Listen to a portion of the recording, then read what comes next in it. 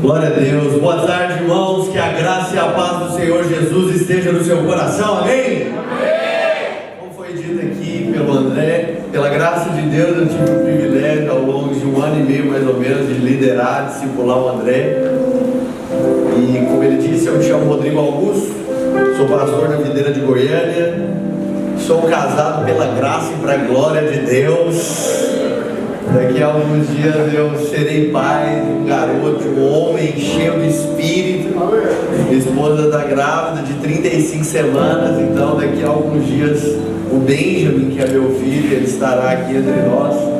Pela segunda vez eu estou aqui com os irmãos e me sinto assim tremendamente honrado em estar aqui com vocês. Eu particularmente, eu sou até suspeito, né, em função do contato, convívio que eu tenho com alguns irmãos aqui da igreja de vocês, mas eu me sinto bastante em casa, à vontade aqui, e a expectativa do meu coração quanto àquilo que Deus fará agora à tarde e um pouco mais à noite, é que de fato nós sejamos surpreendidos e que o propósito dele se cumpra em nós, amém? Eu não quero me delongar tanto, até porque nós esperamos mais pessoas aqui à noite, amém? Amém. Eu creio que à noite aqui nós vamos receber, eu estava conversando com o pastor Ari, hoje à noite aqui vai rolar um Shabbat da parte de Deus. Nós sairemos daqui empoderados, ativados pelo Espírito Santo, a fim de que nós sejamos a resposta de Deus para essa geração, amém? Glória a Deus. Então, como foi dito pelo André, eu lidero um braço dos Radicais Livres, braço qual é atuante nas escolas e universidades. E lá em Goiânia, atualmente, eu lidero 302 núcleos, que são as células que estão estabelecidas em escolas e universidades, e 4.600 e alguma coisa estudantes que se reúnem semanalmente em cada um desses núcleos. E esses números são até ontem, sabe por que até ontem? Porque diariamente o Senhor tem acrescentado o número daqueles que estão sendo salvos, amém? Eu creio que não apenas lá, mas aqui para com os irmãos também. E além disso, esse trabalho, ele se difundiu por todo o Brasil. Hoje praticamente nós estamos presentes em todos os estados do Brasil e além disso em 3 outros países. Nós estamos na Zâmbia, nós temos 10 núcleos do Zâmbia, nós temos 17 núcleos em Moçambique, nós também temos um trabalho na Argentina, e eu creio que nós nos espalharemos até os confins da terra, para a glória de Deus, em nome de Jesus. E Deus tem nos dado um caminho, Deus tem nos aberto essa porta. Eu creio que Deus não nos concedeu um contrato de exclusividade, muito pelo contrário, eu creio na visão do sacerdócio universal dos crentes, que cada crente é um ministro.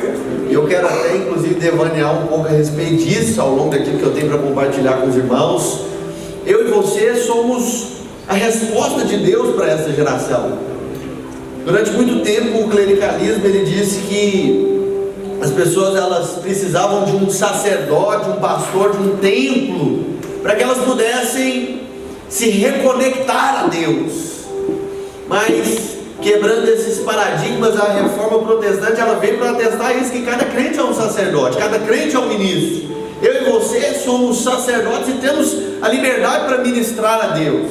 Nós sabemos que Deus não está mais num prédio, Deus já saiu de dentro de uma casa, de um prédio há muito tempo. Desde a antiga aliança, o Velho Testamento, eu posso falar com propriedade a respeito disso, que além disso, de liderar esse trabalho, eu leciono a respeito de Pentateuco, em específico Pentateuco 2, nós tratamos do livro de Êxodo. Deus já saiu daquela caixa da Arca da Aliança há muito tempo, há muitos anos. E hoje Deus não mora mais dentro de um prédio, dentro de uma casa. Hoje Deus mora dentro de mim, mora dentro de você. Eu posso ouvir um amém? Amém. Deus fala em 1 Coríntios capítulo 3, versículo 16, que eu e você somos santuários do Deus vivo. O próprio Deus reside em nós. Vira para a pessoa que está do seu lado e fala assim: meu irmão. Fala: minha irmã. Você é casa de Deus, o próprio Deus habita em ti. Dá uma chacoalhada nessa pessoa. Tem um pessoal que está meio dormindo aqui. Sabe por que eu pedi para que você repetisse? Porque quando nós ativamos mais de um dos nossos sentidos, nós maximizamos o potencial de retenção, de absorção do conteúdo da mensagem transmitida. Eu não estou aqui para compartilhar teoria, fazer mais verdade revelada ao seu espírito, amém? Nós não estamos aqui para simplesmente fazer como o mundo faz. E você não pode estar aqui simplesmente como as pessoas do mundo fazem, simplesmente para participar de uma palestra, simplesmente para ser um espectador. Você é participante desse mover. Eu estava falando com o Vinícius, estava falando com o André, que em muitos lugares as pessoas acham que só o pastor tem que ficar se esforçando e falando para que alguma coisa aconteça, mas eu creio o contrário dessa teoria. Eu creio que o louvor, a palavra, os irmãos, o ambiente que aqui é gerado, caminha em sintonia, caminha em unidade, com vista que Deus cumpra aquilo que Ele tem para nós, amém? Eu creio que Deus separou esses dias aqui para nós. E a respeito do trabalho, sobre o que é que nós temos falado?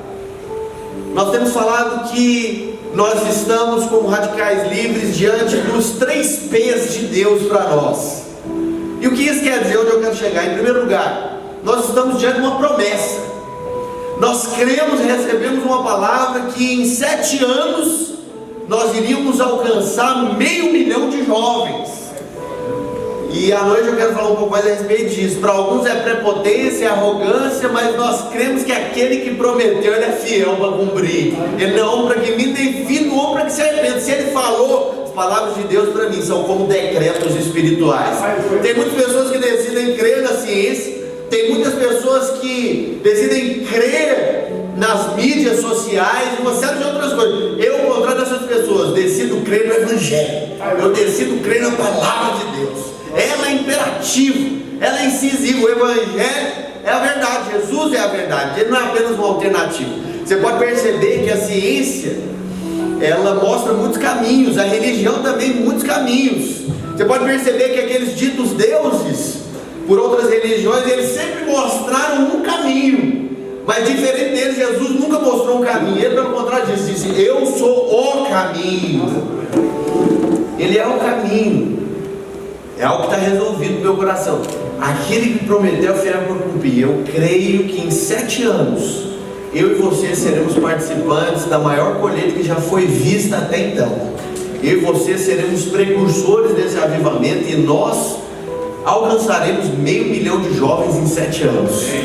Conta-se uma história. Que história?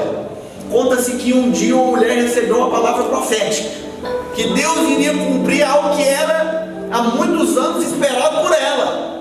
E o que ela estava esperando? Ela vivia um tempo de grande escassez e seca, não chovia na terra há muito tempo.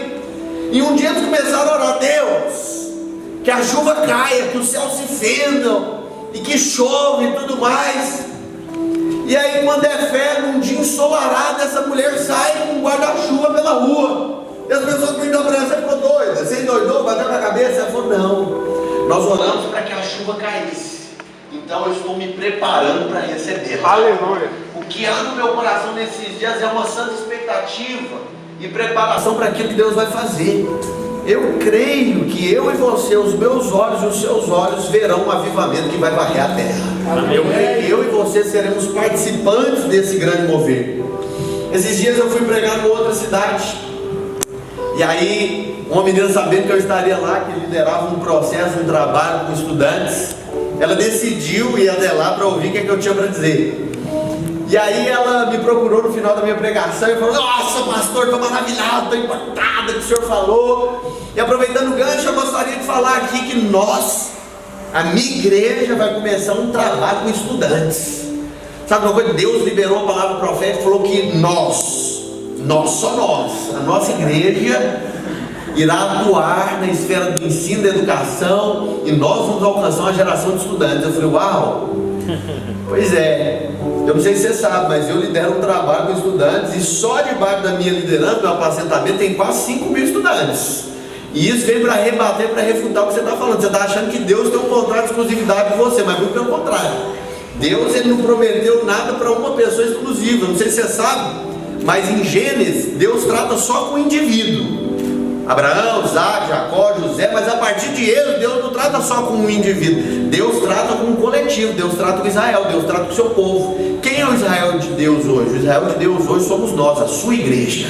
Então, se Deus ele vai fazer alguma coisa, ele vai fazer a partir de Cristo e através da igreja, através de mim e de você. A igreja não é esse prédio, a igreja sou eu e é você. Então eu falei para ela, irmã, eu acho que você está um pouco enganada. Ela falou, por quê? Eu falei, porque Deus não tem contrato de exclusividade com ninguém. Deus não vai usar só você. E com isso, onde eu quero chegar? Deus não vai só usar a videira de Goiânia, Deus não vai usar só as outras videiras que estão espalhadas aqui. Deus vai usar a igreja, que é a expressão de Cristo na terra. Eu posso ouvir um amém? Deus vai me usar e Deus vai te usar. Essa é a promessa de Deus para nós. Essa é a palavra de Deus para nós. Esse é o primeiro bem. Nós estamos debaixo de uma promessa. Mas em segundo lugar, nós estamos debaixo de uma palavra. Sabe o que acontece? As pessoas aí, elas têm procurado inovar. O povo acha que o que faz a diferença, e nada contra, está falando com o Vinícius. Eu particularmente amo, mas o povo acha que o que faz a diferença é ter uma fumaça, é ter iluminação, é ter uns movie heads aqui, movimentando, animando. Tem gente que gosta até um pouco mais de luz do que das outras, né? Mas enfim, quem tem ouvido para ouvir, ouve. E aí, o povo acha que o que toca o jovem hoje em dia é simplesmente a inovação. Mas esses não são dias de inovação, esses são dias de renovação em nossos corações. Nós não viemos aqui inovar, nós viemos renovar. Renovar essas verdades, as verdades do Evangelho. As pessoas acham que os jovens estão querendo entretenimento, mas os jovens de hoje em dia não querem entretenimento. Eles querem. A geração, ela clama pela manifestação da glória de Deus. A palavra de Deus diz em Evangelho, que é considerado por muitos teólogos como o quinto Evangelho. Em Romanos a palavra de Deus fala, porque a criação ela geme. Alguém aqui já ficou doente? Tem vezes que a gente fica doente. Eu vou apelar um pouco você aqui. Quem aqui já ficou com dor de barriga? Não precisa levantar a mão, não precisa ficar constrangido. Mas tem vezes que você fica com dor de barriga, você chega ligeiro e toda dor. Quando você está fora de casa é pior ainda, né, não é? Não precisa levantar a mão não. Mas o que acontece? A Bíblia fala que o povo, a criação não geme por causa da dor de barriga, ela geme pela manifestação dos filhos de Deus, pela manifestação da presença de Deus. O povo aguarda a manifestação dos filhos de Deus. Uau! É isso que o povo quer.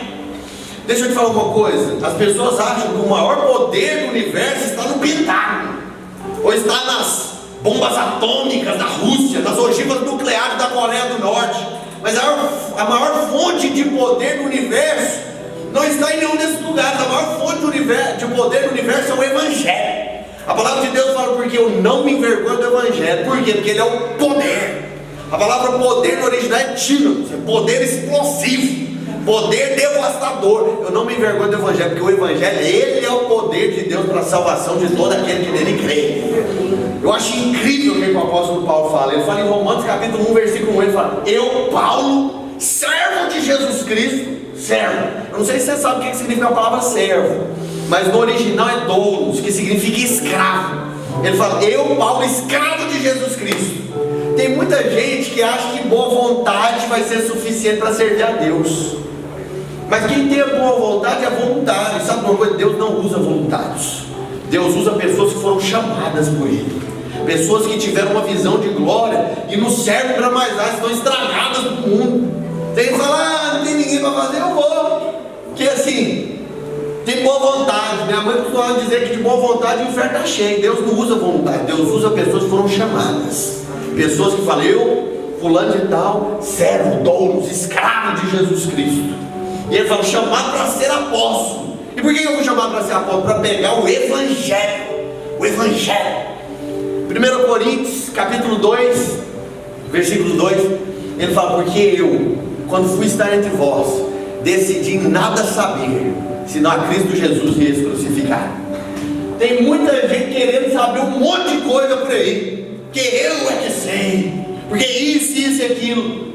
Mas Paulo era um cara top, ele era romano e ele era judeu. Ele fala, eu sou o apóstolo Paulo, cidadão romano, da tribo de Benjamim, fariseu de fariseus, circuncidado ao 8º dia, cumpridor da lei, em outras palavras, criado aos pés de Gamaliel. O cara era top, o cara era pós-doutor na palavra de Deus, em teologia, vamos assim dizer, porque ele era judeu. Os caras tinham uma Torá inteira decorada de cabeça, ele podia recitar qualquer um dos versículos. Ele falou: pois é, eu sei tudo isso, mas eu decidi nada saber, senão a Cristo Jesus, senão o Evangelho. Deixa eu te falar uma coisa: se a Bíblia tivesse um coração, esse coração seria o Evangelho. E se o Evangelho tivesse um coração, esse coração seria a cruz de Cristo. Não é aquela cruz que o povo pendura em prédios religiosos, nada contra. Não é aquela cruz que as pessoas usam como monumento histórico, mas aquela cruz vazia, aquela rude cruz. Deixa eu te falar uma coisa: só existe uma palavra que pode mudar o homem, e essa palavra é a palavra da cruz, é o Evangelho, a palavra do túmulo vazio. Deixa eu te falar uma coisa: para aqueles ditos deuses, no túmulo deles está escrito assim: jazem os restos mortais de fulano, ciclano, beltrano. Mas no túmulo de Jesus não está igual no deles, está escrito assim: ele não está aqui, ele ressuscitou dentre os mortos. É isso que está escrito. E quando o povo está falando um monte de asneira, nós estamos pregando Cristo, esse crucificado. Escândalo para alguns, loucura para outros, mas poder de Deus para todo aquele que nele crê. Essa é a palavra que nós carregamos, essa é a palavra que nós anunciamos. Eu tenho clamado esses dias para que o Senhor nos dê homens com rosto de cruz, homens com rosto de cruz, homens que expressam a vida de Deus, a glória de Deus. Em Antioquia, a palavra de Deus fala que foi a primeira ocasião que os apóstolos foram chamados de cristãos. Sabe o que significa ser cristão? Isso tem tudo a ver para quem é estudante agora. Sabe por quê? Porque tem gente que quer ser o brincalhão da turma, pastor Ari, quer ser o avacalhado, quer fazer uma social, uma média com o povo, quer ser legal, descolado. Mas nesses dias não são os descolados que vão ganhar as pessoas para Jesus. Nada contra você se vestir de maneira mais alternativa, descolado. Mas sabe quem que vai conquistar essa geração para Cristo? São os homens com rosto de cruz. São aqueles que se parecem com Jesus. E Antioquia falava a respeito dos apóstolos. Esses são os cristãos. Sabe o que significa cristão? Deriva do grego Christos, pequenos cristos. Esses homens parecem com Jesus. Parecem com Jesus. Sabe o que aconteceu conosco esses dias? Um professor ateu estava se escarnecendo do nome de Cristo e estava falando assim, ó, que Jesus, segundo Platão, base um mito criado pelo homem para suprir a ausência de um referencial paterno no seu coração. É isso que a filosofia fala, não é verdade? É só um mito. E começou a se escarnecer de Jesus, e quando é fé, levanta um cristão, um homem com rosto de cruz. Ele fala: professor, o senhor me deixa falar? Ele falou: pode falar, crente. Fala, crente. E aí ele foi e perguntou o seguinte: professor, por que todo dia à noite o senhor chora lá na sua cama? O professor ficou assim: o que você está falando, menino? É, professor, por que todo dia à noite você chora lá na sua cama? Quem te falou isso, menino? Ele falou: enquanto você estava se escarnecendo no nome de Jesus, o Espírito Santo falou no meu coração. O professor saiu correndo da sala, correndo da sala. O professor começou a chorar lá no pátio. O menino foi até o professor e falou: professor, talvez o senhor não está entendendo nada do que está se passando aqui, mas deixa eu te dizer, Jesus abre uma porta de salvação e coloca na sua frente. Se você se arrepender dos seus pecados e confessar Ele como Senhor e Salvador da sua vida, o senhor vai ser salvo. O senhor quer receber Jesus? O professor estendeu os braços e falou: eu quero, eu quero. Se é para Jesus, pode ser mais forte. Eu quero. Homens com rosto de cruz, homens que expressam a Jesus, homens que são confundidos com Ele quando andam pelas ruas e transformam a cidade. É isso que o Senhor tem para nós nesses dias. Essa é a palavra, o Evangelho, que é o poder de Deus. As pessoas querem pregar autoajuda, nós vamos pregar o Evangelho. As pessoas querem procurar uma série de palavras, e existem muitas estratégias. O coach, tem o anti-coaching, e tem um monte de coisa, mas nós pregamos o Evangelho. O Evangelho, ele é o poder de Deus para a salvação. Existe uma única alternativa para essa geração, existe uma única palavra, e essa palavra é o Evangelho. São as boas novas. Cristo em mim e em você é a esperança da glória. Cristo em vós é a esperança da glória. Isso diz o apóstolo Paulo em Colossenses: Cristo em mim e você é a esperança da glória. Mas em terceiro lugar, o que nós temos falado? Nós temos falado que Deus nos abriu uma porta. Que porta que foi essa? Foi a porta das escolas e universidades. Nós começamos esse trabalho lá em Goiânia, sabe há quanto tempo? Há 1 ano e 5 meses. 1 ano e 5 meses. Hoje nós temos 302 núcleos. Hoje não, ontem. 302 núcleos, 4.600 e uns quebrados, estudantes reunidos semanalmente. É uma verdadeira revolução. O povo não sabe o que acontece. Sabe o que está acontecendo lá? Os diretores, os professores vêm até nós perguntando: o que vocês estão fazendo? Porque, deixa eu contar um testemunho aqui para vocês. Numa sala, 7 garotas tinham tentado suicídio. 7. E aí, uma discípula minha, ela é professora de redação. Ela está como professora de redação, mas na verdade ela é uma missionária enviada por Deus. Ela está lá falando de redação, e quando é que o Espírito de Deus libera uma palavra de conhecimento para ela. E aí, ela nessa palavra de conhecimento, ela fala: olha, vocês estão aí tentando suicídio, porque há um vazio no coração de vocês. Vocês já tentaram preencher com relacionamento, bebidas, com festas, uma série de outras coisas, mas esse vazio só vai ser preenchido por Jesus. Quem aqui quer receber Jesus por E aí, pregou o evangelho puro e simples. Porque muita gente acha que para pregar a palavra de Deus tem que ter seminário, doutorado. Seminário, não sei se é seminário ou se é cemitério, né? Porque tem gente que acha que isso que vai mudar a vida dos outros. Mas enfim, nada contra, inclusive fiz também. Porque o povo às vezes pode achar, né? Mas pregou a palavra. E sabe o que aconteceu? Aquelas meninas tiveram a vida mudada da água para o vinho. A diretora foi perguntar para ela, falou: Suela, o nome dela é Suela, eu quero falar outra coisa a respeito dela aqui hoje à noite. Ela é top. Deus me deu uma equipe muito fera. Hoje eu acompanho 35 discipuladores. A galera é top. Eles são perigosos. As nossas reuniões, elas são uma graça. A gente costuma brincar, eu quero até falar isso à noite. Vocês estão aqui, vão ouvir em primeira mão. O André caminhava comigo, já ouviu isso 300 vezes. A gente começa a reunião e o pessoal pergunta: e aí, pastor, o que nós vamos falar hoje? Eu falei: nós vamos falar hoje. Você já assistiu o desenho do Pink do Cérebro? O que o Pink perguntava para o Cérebro? Cérebro, o que nós vamos fazer hoje? O Cérebro respondeu: o nosso plano de hoje é tentar conquistar o mundo. Eu falo para eles a mesma coisa. Começa a reunião e eles: e aí, pastor, o que você tem para nós hoje? Eu falei: nosso plano de hoje é tentar conquistar o mundo. É desse jeito, e o povo é perigoso. Eles: demorou. E aí, a diretora perguntou: Sueli, o que você falou para aquelas meninas lá? Porque as meninas queriam suicidar. A gente fez encaminhamento para psicólogo, para um monte de outro lugar e tal. Ninguém resolveu. Você falou um negócio das meninas mudar de vida. Falou: pois é, pastor, diretora, eu senti algo no meu coração e tal. Sei que às vezes nem podia, mas falei para elas, mas a vida delas foi mudar. O que você falou, Sueli? Eu falei: o evangelho. O evangelho. Sueli, nós vamos fazer uma semana aqui de, vamos assim dizer, de cura interior aqui na escola, e a gente queria que você falasse. Você pode falar? Ela falou: professora, diretora, eu vou fazer um esforço aqui, eu falo, né? Mas o povo não está sabendo. Os diretores nos procuram, perguntando: o que vocês estão fazendo com esse povo? Porque o que a polícia não tem conseguido resolver, vocês têm resolvido. É isso que tem acontecido. A vida tem imperado em meio à morte. Deus abriu essa porta. As pessoas costumam dizer que universidade é cemitério de crente. Quantos já ouviram essa expressão aqui? Universidade é cemitério de crente. Mas universidade não é cemitério de crente, não. Eu creio que as universidades são o maior campo missionário da pós-modernidade. O maior campo missionário. Sabe o que eu falo para os estudantes de Goiânia? Eu falo: você não é aluno, você é um missionário. Você está como aluno, mas você não é aluno. Nós somos a eclésia que trabalha infiltrada, que anda pelos muros, que corre pelos telhados. E eles pregam só a palavra: é chegado o reino de Deus, arrependei-vos. É chegado o reino de Deus. É de vem.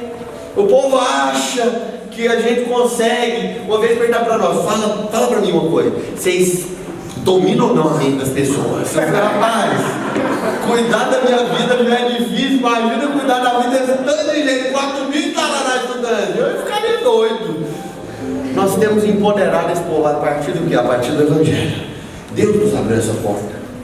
Eu lembro. O que eu, em suma, posso falar? Se eu puder resumir, eu vou até falar agora. Ele está nem no meio daqui que eu quero falar para os irmãos, mas se eu puder falar para você, às vezes você vai ficar pensando: nossa, pastor, mas você fala assim, parece muito legal, muito bonito, é motivador, é inspirador, né? Muitas vezes eu vou contar como que foi meu testemunho.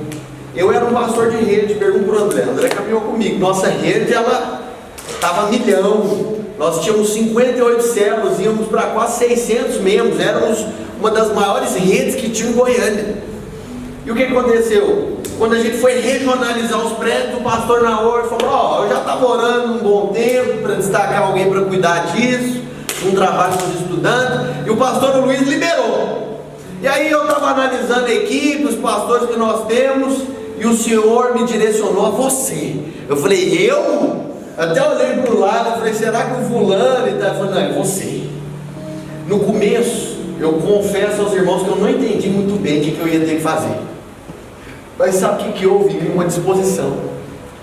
Quando eu falo desse assunto, eu me lembro do que aconteceu com Maria, mãe de Jesus, lá em Lucas capítulo 1. O anjo apareceu para ela e falou assim: em muitas passagens da Bíblia, o pastor é considerado como o anjo da igreja. O anjo apareceu para Maria e falou: Maria, você vai engravidar e vai conceber a luz ao Messias, que vai salvar o mundo. Maria falou: posso até morrer por causa disso, porque eu sou virgem, eu ainda não casei com José, eu vou engravidar. Mas embora ela achando não ter condições, embora ela não entendendo em suma o que aconteceria, a Bíblia fala que ela, parafraseando, ergueu as mãos e disse: que se cumpre em mim o teu propósito. Hoje o que Deus espera de você é isso, mesmo sem compreender em suma, de maneira completa, aquilo que Deus tem. Deus espera uma resposta da sua parte. Que resposta é essa? Senhor, que se cumpre em mim o seu propósito. Sabe o que eu tenho orado? Eu oro para Deus assim, mano, eu falei: Deus, se o Senhor vai se mover de alguma maneira, se o Senhor vai fluir, pode continuar aí, orante. Então, assim, estava tão bom, né? Se o Senhor vai se mover de alguma maneira, se o Senhor vai fluir de alguma forma, toma as minhas mãos, toma os meus pés, toma os meus lábios e me usa. Senhor, se o Senhor for agir de alguma maneira, toma as minhas mãos, os meus pés, os meus lábios e me usa. E eu quero ser um instrumento que Deus vai usar para tocar essa geração. Embora não sabendo ao certo, Deus ele é um Deus de paradoxos, né? Porque qual que é o natural das coisas? O natural das coisas é ver para crer. Mas Deus faz o inverso. Ele fala: se crer, você vai ver. Ele fala: não, eu quero ver, eu quero sentir, eu quero tocar. Ele fala: não, se você ver, não tem esse esquema não. Você tem que crer para ver. O que Deus falou para Abraão? Abraão, sai da tua terra, da tua parentela, para a terra que eu vou te mostrar. Ele falou: mas que terra? Ele falou: sai, eu vou te mostrar. Mas Senhor, e outros falam que ele falou: eu sou mal. Se você crer, se você decidir, se você se entregar, meu irmão, eu vou cumprir um propósito glorioso e grandioso através da sua vida. É isso que Deus fala. Na hora eu estava meio assim, receoso, ressabiado. Os irmãos entendem ressabiado? Tem umas gírias de Goiânia aqui, né? Se eu falar alguma coisa vocês entenderem, vocês podem correr de boa.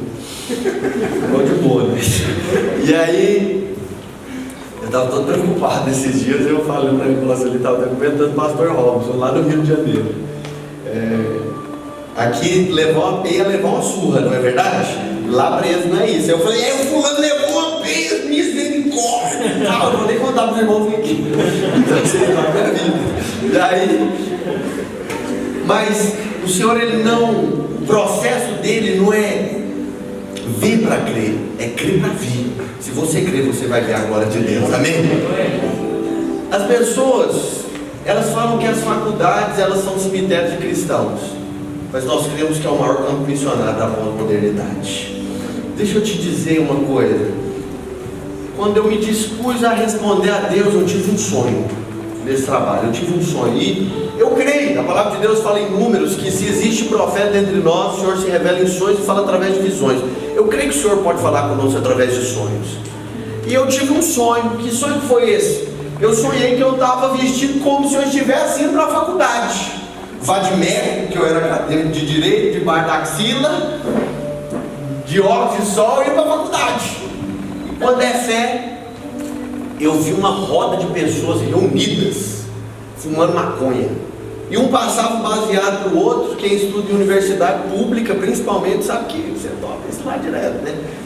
E aí o povo lá fumando maconha, passando baseado um para o outro, e os caras falando assim da qualidade da maconha. Nossa, essa maconha aqui é boa, essa maconha aqui é top. Aí um falou assim: essa maconha aqui é a essência. E aí eu nem estava participando da conversa, mas eu ouvi o que ele falou. Aí eu entrei no meio da roda e falei: galera, eu sei que vocês não me convidaram aqui, mas eu ouvi algo e eu não consegui ficar quieto. Tipo assim, o que você ouviu? Eu falei, o fulano aqui falou que essa maconha é essência, mas essa maconha não pode ser essência. E eles falam, por quê? Eu falei, porque tá todo mundo fumando maconha e permanece do mesmo jeito. E eu falei, mas no dia que eu provei da essência, a minha vida nunca mais foi a mesma. E o povo falando, então me dá dessa essência. E eles acharam que era da maconha. Eu falei assim, a essência é Jesus. Ele está à porta do seu coração e bate. Se você abrir o seu coração, Ele vai entrar na sua vida e vai te fazer um novo homem. Foi isso que a palavra de Deus fala que aconteceu com Saul. O Espírito de Deus se apoderou de Saul e ele foi feito um novo homem. Mudança de vida. Deus não coloca remendo de pano novo em odre velho. Muito pelo contrário, que a Bíblia fala, porque senão você põe o vinho rompe-se o odre. Muito pelo contrário, Ele faz do odre velho um odre novo. E Ele tira o vinho velho e põe um vinho novo. Se alguém está em Cristo, é nova criatura. E comecei a pregar, é nova criatura. Eu falei, se vocês quiserem receber a Jesus, Jesus está aqui para salvá-los. E a galera se abriu para receber a palavra. E aí quando desceu um cara gigante, um armário, parou na minha frente, ficou olhando. Eu falei, o que foi, mano? Você ficou ofendido com alguma coisa que eu falei? Ele falou, não, porque você falou que teve a vida mudada, eu quero ter minha vida mudada também. Deixa eu te dizer uma coisa. A Bíblia fala que viriam dias em que a fome do povo não seria de pão, a sede do povo não seria de água. A fome e a sede do povo seria por ouvir as palavras de Deus. O povo tem fome pela presença, tem sede pela palavra. Deus, olha, muitas pessoas, e glória a Deus por isso, são chamadas ao ministério da palavra, são chamadas como pastores, missionários em dedicação exclusiva. Mas sabe uma coisa? Nem todos vão ser chamados como pastores. Eu creio que nessa noite Deus vai liberar destinos, Deus vai liberar chamados. Mas Deus não vai chamar só pessoas ao ministério, Deus vai chamar pessoas para pedagogia, para engenharia, para medicina. Porque sabe uma coisa? Às vezes lá na medicina, quando o camarada estiver na mesa de cirurgia, o pastor não vai poder estar lá, mas o médico vai dar. E se tiver um médico cheio de espírito, sabe o que aconteceu com o irmão lá em Goiânia? Ele era médico, ele estava com médico, na verdade era um missionário. Ele estava fazendo uma cirurgia, o coração do cara parou de bater, morreu. Ele falou, Deus, eu creio que o Senhor é o Deus da vida e o Deus da morte. Oh Deus, eu creio que todo aquele que te invocar ele vai ser ouvido, para que seja glorificado o teu nome. Faça com que o coração desse cara volte a bater. O que aconteceu? O coração do cara, às vezes o pastor não vai poder estar lá, mas o médico vai estar. Mas não qualquer médico, o médico é missionário, que é instrumento da parte de Deus. Muitas pessoas, quando falam assim, nós vamos lá para a Malásia, para o Zimbábue, fica todo alvoroçado, né? Sou missionário, mas antes de você ir lá para os confins da terra, Deus falou, você vai pregar em Samaria, em Jerusalém, na Galileia. Eu estou aqui, você vai pregar para os seus parentes, você vai pregar para os seus amigos da escola, você vai pregar lá no seu trabalho, você vai pregar para o presidente da sua nação, e depois você vai para os confins da terra. Tem gente que quando fala de missão acha que é ser como Indiana Jones, colocar um chapéu na cabeça e ver aquelas criancinhas órfãs da África que começam a chorar, ai Deus, o povo aqui precisa de Deus. Mas não é só lá não, aqui o povo também precisa de Deus, o povo necessita de Deus. E eu creio que eu e você somos a resposta de Deus. Lá na sua sala de aula você não é aluno, você é um missionário enviado por Deus. Qual que é a proposta desse trabalho? Vocês podem perceber que o estudante, quando ele sai do nível médio para a formação superior, ele está vivendo o quê? Uma crise de identidade. Onde eu estou? Para onde eu vou? Eles precisam de um referencial, é verdade ou não é? Eles estão vivendo um momento de transição, de crise de identidade, momento no qual eles precisam ser posicionados para responderem a Deus. Eu não sei se você sabe, mas dos cristãos que entram na universidade, 60% deles acabam se desviando. E por que eles acabam se desviando? Por pelo menos 3 motivos. Em primeiro lugar, pela negligência da igreja no posicionamento dos irmãos, pela falta de mentoreamento, pela falta de suporte, de abraçar e falar, e aí mano, o que você está passando? Qual que é a dificuldade? Como é que é esse negócio?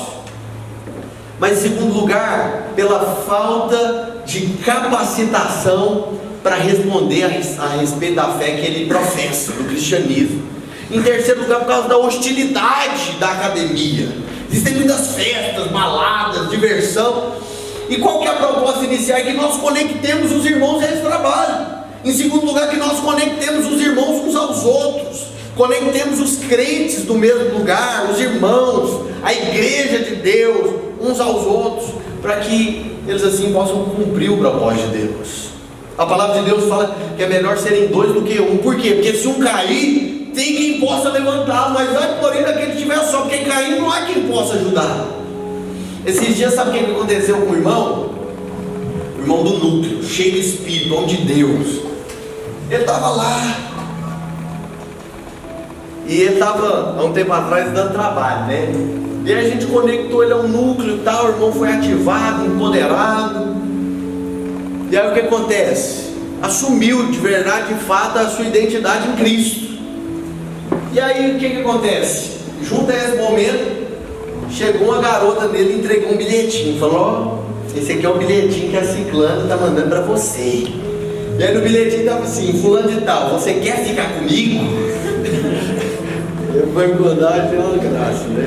Você quer ficar comigo? Eu perguntei: ei, o que você respondeu para ele? Falei, para ela. E aí a menina perguntou: o que você vai falar, né? O que você vai falar? Esses dias o povo nos perguntou o seguinte: falou, vocês que são os jovens da mãozinha? Não, não somos os jovens da mãozinha, nós somos os jovens da mão furada. Jovem da mãozinha é o jovem pan, o jovem que assiste aí BBB, besta, bocó e bobo. Jovem da mãozinha são esses jovens aí. Nós somos os jovens da mão furada. O que a Bíblia falou? Se tua mão te faz pecar, corta a mão. Nossa mão ela já está crucificada com Cristo. E aí a menina perguntou para ele: ei, o que você vai responder? Eu falei: responde para ela que eu tenho uma aliança, um pacto com Cristo Jesus. Que eu não vou encontrar ela atrás da lanchonete, não. Que eu vou encontrar a minha esposa na sala da casa do pai dela. Que eu vou encontrar a minha esposa lá no altar. Eu vou casar em santidade. Fala isso para ela. Aí a menina perguntou para ele assim: você é crente? Ele falou: cheio do Espírito Santo. E aí a menina virou para ele e falou assim: eu sou crente também. E tinha uma sala lá, um grupo, que o povo era só fiozinho de ouro, porque o povo era terrível. E aí o que acontece? A diretora recomendou o irmão, falou: ó, naquela sala lá, o povo é perigoso, viu? E você toma cuidado. Inclusive lá tem uma garota que ela teve problemas psicológicos, ela estava afastada, ela está voltando às aulas agora. E aí o que acontece? Jesus, incidentemente, no dia que teve a reunião do núcleo, a menina foi para a aula. Por que Jesus, incidentemente? Nós não cremos em coincidência, nós cremos em Jesus, incidência. Nós cremos que Jesus ele já programou cada um dos nossos dias antes deles existirem. E aí Jesus, incidentemente, a menina está lá. Sabe que os crentes têm um vocabulário, né? Que é o evangeliquez. E aí a menina está lá. E o que o aluno ativado, empoderado, ele foi empoderado na nossa conferência. Ele começou a falar: olha, você é amada por Deus. E nem morte, nem vida, nem anjo, nem demônio, nem principado, nem potestade, nem o presidente, nem o porvir, nem altura, largura e profundidade, qualquer outra criatura pode separar desse amor. Você é amada de Deus. Sabe o que acontece? A menina que estava com problema, com complexo de rejeição, que estava com síndrome do pânico, começou a sair correndo. A garota que estava afastada. E aí ela ajoelhou lá no quarto e começou a chorar. O líder ficou desesperado, falou: nossa, o que aconteceu? Eu fiz alguma coisa com essa menina, né? Foi lá, perguntou para ela: o que aconteceu? Ela falou: não, eu estava me sentindo rejeitado pelos meus pais. Inclusive eu estava com síndrome do pânico, mas hoje você começou a falar. E quando você começou a falar, começou a queimar o meu coração. Eu entendi que eu sou amada por Deus. Eu entendi que eu sou amada por Deus. Lá em Goiânia nós temos 2 eventos de ativação do povo. Em primeiro lugar, nós temos a imersão, que é um evento que nós fazemos no início de todo semestre. Por quê? Porque os núcleos que acontecem nas escolas universitárias, eles param nas férias. Porque o pessoal está de férias, as férias escolares estão em vigor. E nós paramos. E aí, o que a imersão propõe? Sempre na retomada do semestre, nós fazemos essa imersão, nós liberamos uma palavra de fé, nós oramos pelos líderes de núcleos, nós enviamos esses irmãos, ativamos a galera. Para quê? Para eles pregarem o evangelho com poder, para eles serem eclésia de Deus, para eles serem igreja de Deus daquele lugar. Mas nós também temos um retiro Inclusive, quero até estender o convite para os irmãos aqui. De 20 a 22 de outubro, nós vamos fazer um retiro para a liderança do trabalho com os estudantes lá em Goiânia. Eu, o pastor Naur, Reinhard, pastor Giles, vamos ministrar nesse retiro. Vai ser algo quente. Esses caras vão estar lá e são perigosos. Vai ser algo quente. Inclusive, se os irmãos quiserem ir participar, sintam-se à vontade, vocês são meus convidados. A inscrição, ela, às vezes, não sei qual que é a condição, a realidade dos irmãos, mas ela custa R$100, que inclui hospedagem, alimentação e a inscrição do evento, né? Então você não vai precisar pagar para comer, inclusive o traslado, lá do prédio do Bueno, que é de onde vai sair, lá para a chácara onde vai acontecer, nós estamos responsáveis por isso. Inclusive nós vamos receber gente do Brasil inteiro. Nós estamos desafiando a cada supervisão dos jovens a enviar pelo menos um representante, e cada uma das grandes igrejas do estado de Goiás a mandar também um representante. Além disso, a liderança de Goiânia, uma parte do trabalho com os estudantes, vai participar. Serão quase 300 pessoas no final de semana buscando a presença, a glória, sendo treinado, inspirado, e no final rola uma festa, rola um mover lá, a comunhão, então, algo poderoso. Sempre tem condições de esteja conosco lá, vai ser uma bênção. Mas nós também treinamos um pouco para defender a fé. Todo semestre nós fazemos um seminário de apologética para a defesa da fé. Nós tratamos de assuntos como criacionismo, evolucionismo, marxismo cultural, uma série de outros assuntos. Por quê? Porque às vezes o camarada vai para a faculdade, vai para a escola e ouve o professor falando uma série de coisas e eles consideram isso como sendo verdade. Falam que o meu professor que é inteligente, o meu professor que sabe a verdade, mas essa não é a realidade das coisas. Louis Pasteur, que é o criador da pasteurização, ele disse o seguinte, que um pouco de ciência te afasta de Deus, te leva a pensar nessa série de coisas, mas há muita ciência te leva a uma prova inconteste de que Deus existe. Qual que é a realidade das instituições de ensino? É porque o povo só conhece uma parte da ciência. O povo que conhece muita ciência chega à questão incontestável de que Deus existe. Existia um cara chamado Isaac Asimov que disse certa vez o seguinte, que tudo que tinha qualquer vínculo ou ligação com cristãos na área da ciência deveria ser removido da ciência. Mas se ele tivesse feito isso, nós teríamos tido uma grande perda. Por quê? Porque dentre as maiores descobertas da ciência, grande parte aconteceu através de cristãos. Eu não sei se vocês sabem, mas a pasteurização, que é esse processo de tratamento do leite, foi criado por um cristão. Eu não sei se vocês sabem, mas o cara, Wernher von Braun, que enviou o primeiro homem para a Lua do projeto Apolo 12, era crente. O criador dos mísseis teleguiados era crente. Kepler, ele foi o criador das 3 leis planetárias, ele também era crente. Leonhard Euler, que foi o maior matemático de todos os tempos, o pai das funções, que enquanto ele era vivo, o cara era tão incrível que ele publicou 1/3 de tudo aquilo que foi publicado na área da ciência. Os matemáticos e os físicos sabem quem foi Leonhard Euler. O cara era crente, cheio do Espírito, homem de Deus. E o povo está falando uma série de asneiras aí, tentando ludibriar, convencer a muitos pelo fato de não conhecerem a verdade de fato. Então o que nós fazemos? Nós treinamos, nós inspiramos. Sabe o que aconteceu esses dias? Não aconteceu aqui no Brasil, aconteceu nos Estados Unidos. Aconteceu com um participante de um desses seminários que acontecem nas universidades. Uma vez, o professor dentro da sala de aula falou assim: irmãos não, a gente tem costume de falar irmão, né? Mas o professor não falou irmão.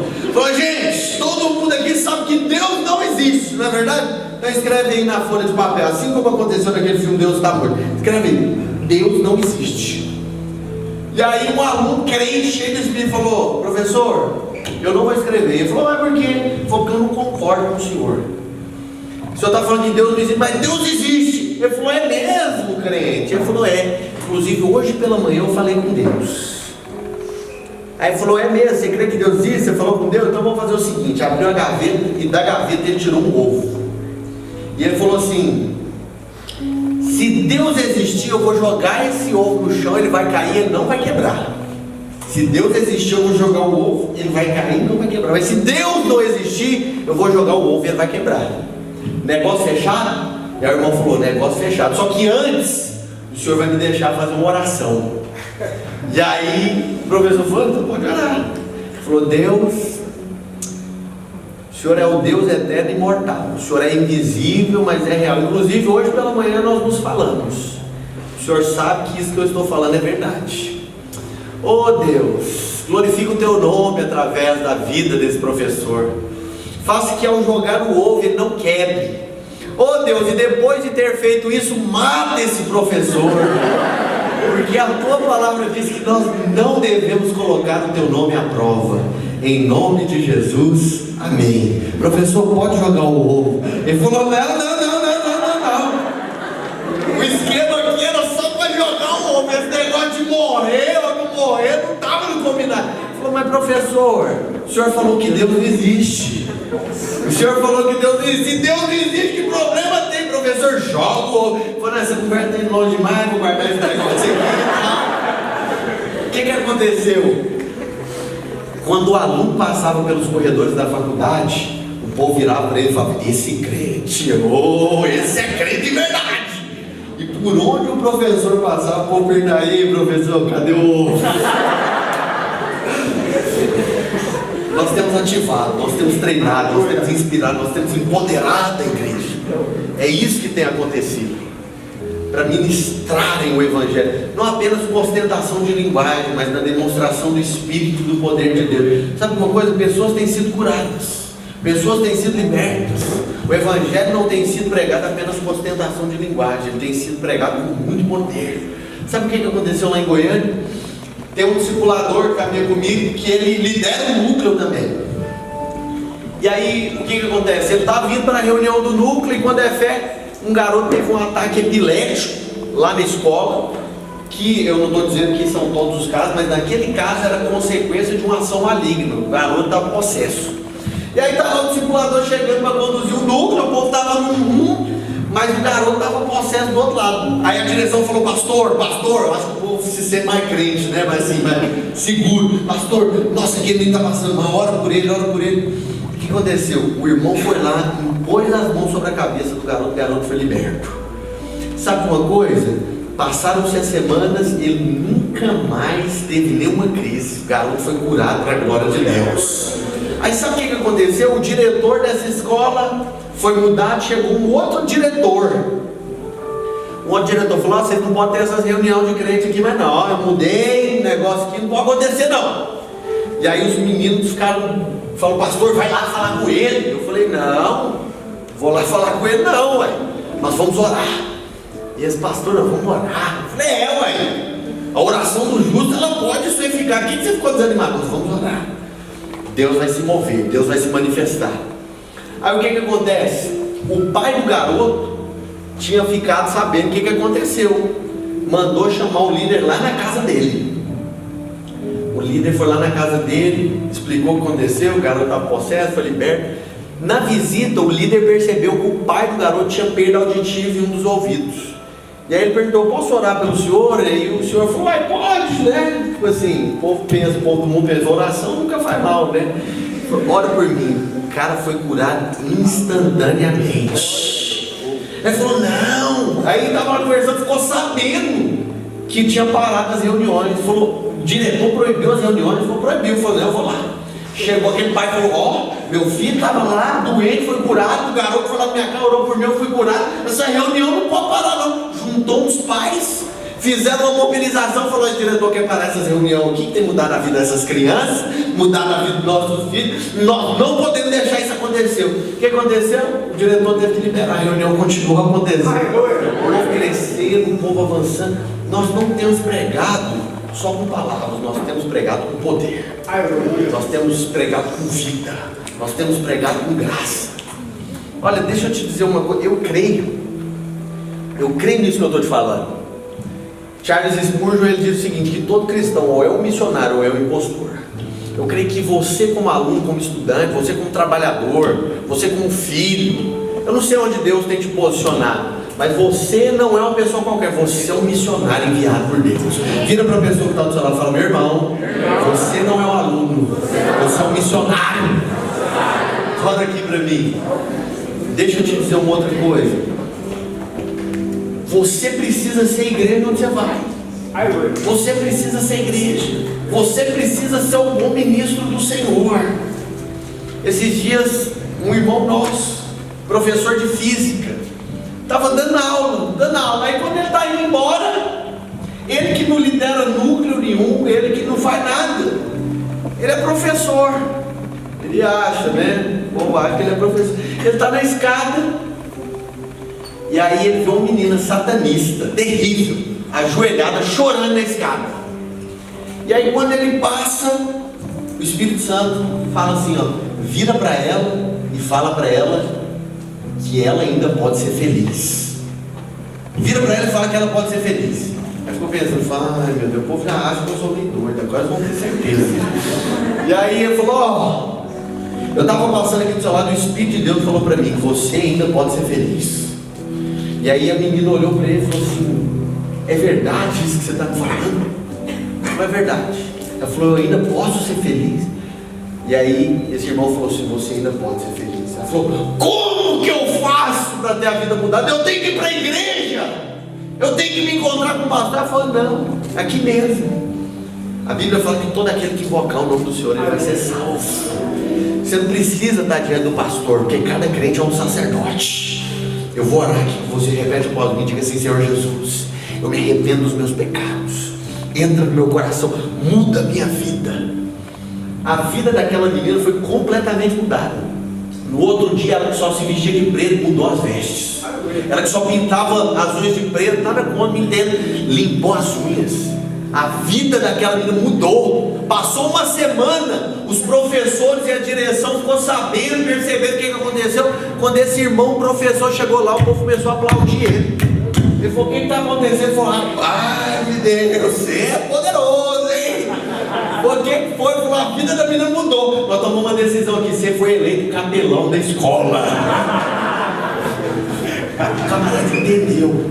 Não é fazer igreja. Tem gente que acha que a proposta aqui é fazer célula na escola, é fazer culto, célula. Não, é ser igreja. É ser igreja. Deus nunca mandou que os pecadores fossem até a igreja. Você nunca vai ver isso na Bíblia. Mas Deus mandou que a igreja fosse até os pecadores. Eu e você somos a igreja que tem sido enviada por Deus.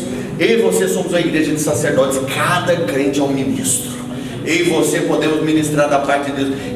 Eu amo a música dos radicais, que eles falam assim, posso orar com os enfermos. Vocês perceberam que eu não sou um bom cantor, né? Mas e eles serão curados. Eu fico pensando, falou, um menino de 5 anos cantando, pode orar com os enfermos vão ser curados. Uau, que revolução, que poderoso. Eu digo a mesma coisa para você, você pode orar com os enfermos eles são curados. Você pode pregar o evangelho. Muita gente fica pensando assim, mas o que eu vou falar? Você não precisa ficar preocupado com o que você vai falar. A Bíblia fala que quando você for colocar na prova, o Espírito de Deus vai falar através da sua boca.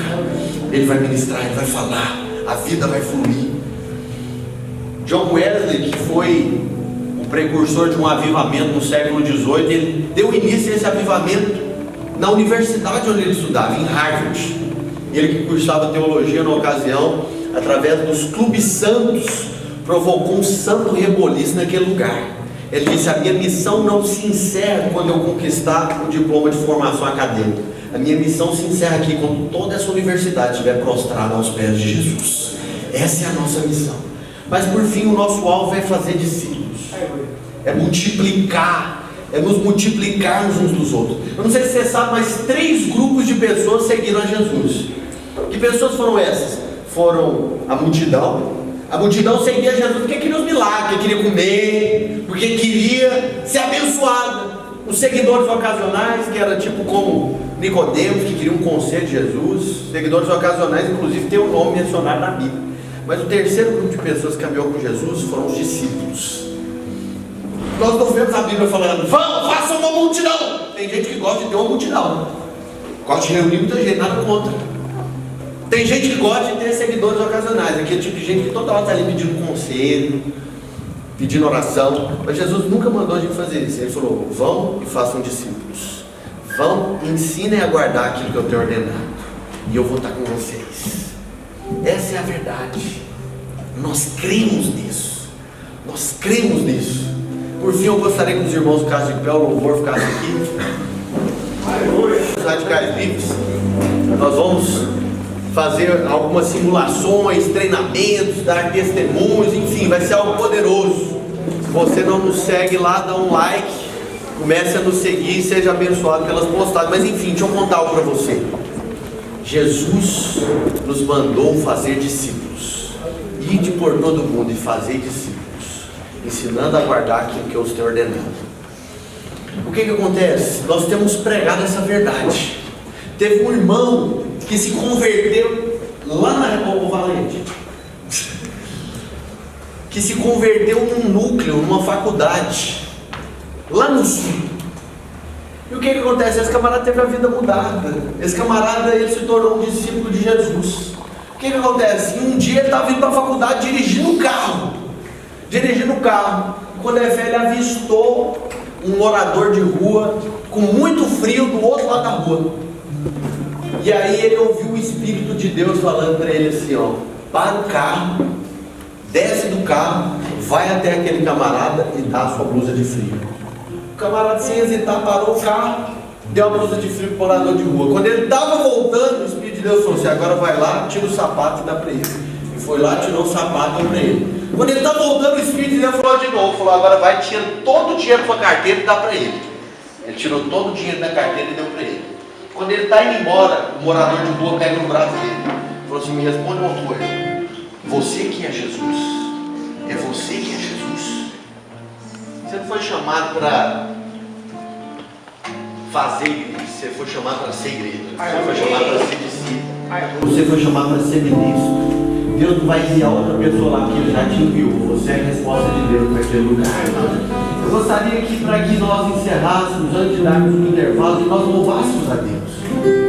Vocês se lembram que eu falei que se de tudo que eu disser vocês não conseguirem se lembrar, lembrem-se apenas de uma coisa: que se cumpre-me o teu propósito.